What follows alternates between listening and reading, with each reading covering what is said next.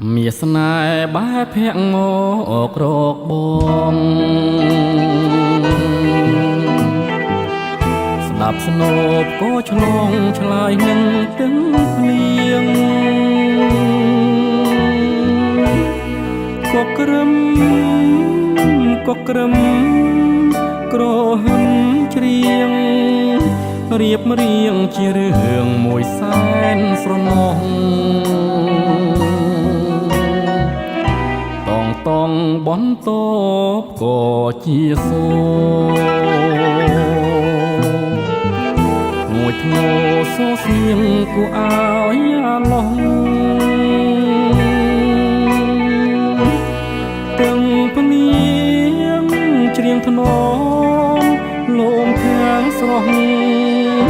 ស្រនងស្រណោកមកលើធរណីលៀងជោគចោមដីណាស្រីនួនល្អរៀមបីត្រកងឆោមកែវឈវីក្រសោបក្រសាគ្រប់នាទីពុំឲ្យរត់មនីអចិន្តាសំលេងទាំងភ្លៀងច្រៀងសន្ដំបំពេអារម្មណ៍គូទាំងទ្វេហាខ្សឹបខ្សៀវរញៀវផ្ដែផ្ដាំថានេះហើយវាសនាស្នេហ៍អនាគត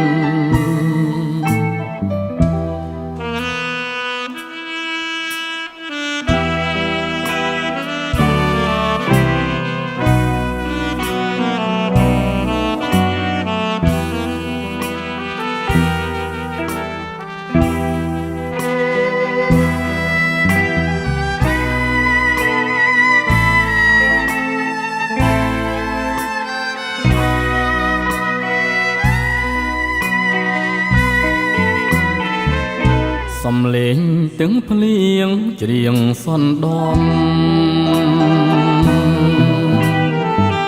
បំពេអារម្មណ៍គូទាំងទ្វេហាខ្សឹបខ្សៀវរញៀវផ្ដែផ្ដាំថានេះហើយវាសនាស្នេហ៍អនាគត